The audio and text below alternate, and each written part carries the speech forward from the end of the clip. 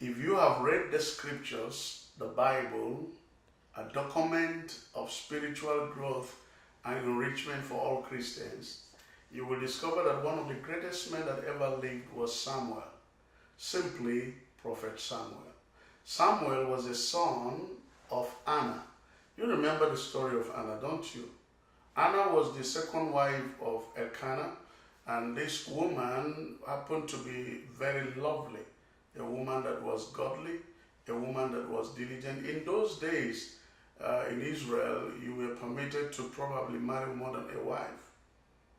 That doesn't mean it is sanctioned all around the world. But this is the story and the important part. Anna was barren and had no child, and she became a mockery in the community. Every year they go to Shiloh. Shiloh is a place where God answers prayer. Shiloh is a place where man meets with God.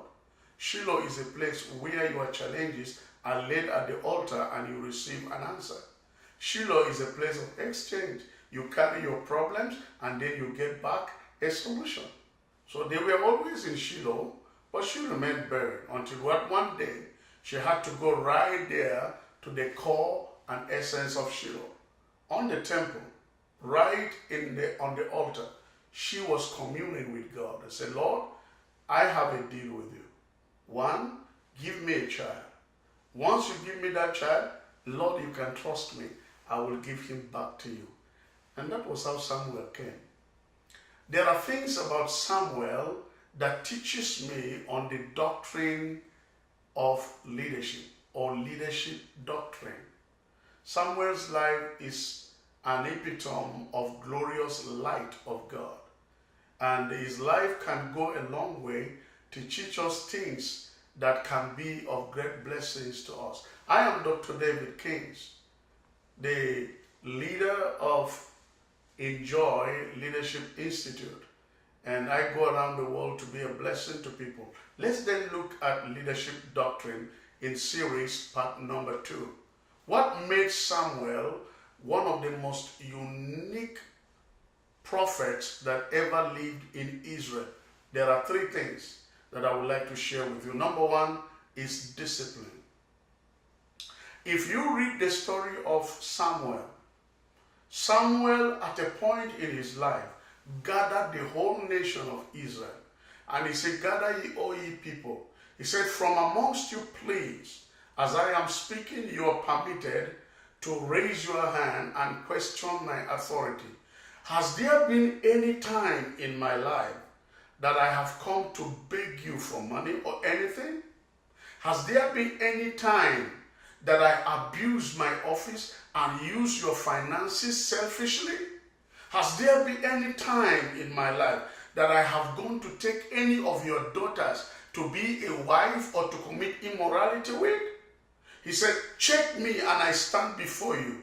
If there is anyone that has anything against me, let him speak. Could you believe this? The entire nation of Israel, nobody could raise his hand. Why? Because he was a man that lived a life of discipline. By the way, the word discipline comes from the word disciple. So whose disciple was Samuel? I believe he must have had an encounter with God, and he knew about the lifestyle of God and what God does. So a leader that will live to excel must be disciplined. You need to understand, discipline is ability to keep under control. What are you to keep under control? He disciplined his tongue. He was not speaking anyhow. As a leader is not supposed to open his mouth and talk anyhow.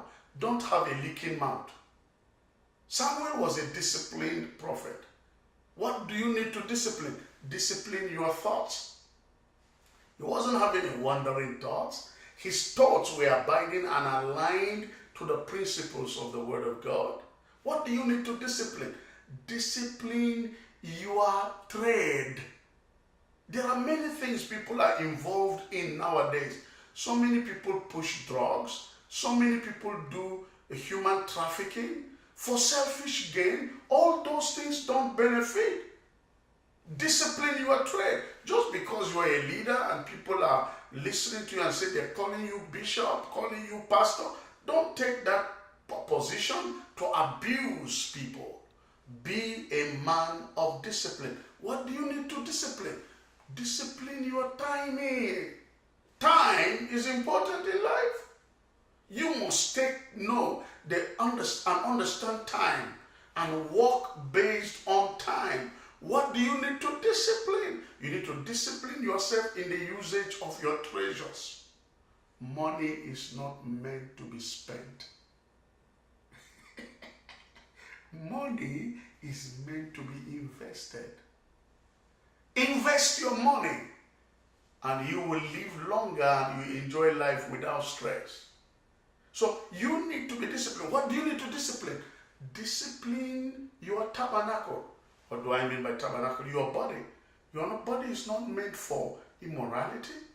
Your body is not meant for other things like smoking or taking drugs or destroying it with alcohol. A man of discipline is one that controls his eating habit. Be a man of discipline. Samuel was a disciplined prophet. Number 2 is diligence. The second doctrine of leadership is diligence. Any leader that is diligent is one that will go far. Proverbs chapter 10 verse 4. He says, seest thou a diligent man? He will not just sit with mere men. He will sit with great men. A diligent man makes his hands make it rich. He prospers in what he does. Diligence at what you do. If you're a pastor, be a diligent student of the book of the Bible. If you're a pastor, be a diligent man towards your own flock. Take good care of your flock. You need to be disciplined. You need to be diligent. Diligence is the ability to remain focused. Number 3 doctrine is daring. Go to frontiers that have not been discovered. There are so many things. I discovered just few days. I've been privileged now to be in the Americas. I just came back from the US yesterday. I was in Boston for leadership conference. And right now as I'm speaking, I'm in Bradford, very close to Toronto. There has been a season of learning and a season of impartation. Be a daring man.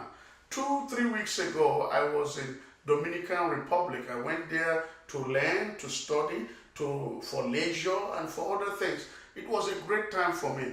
And in about a week from now, I will be in Jamaica.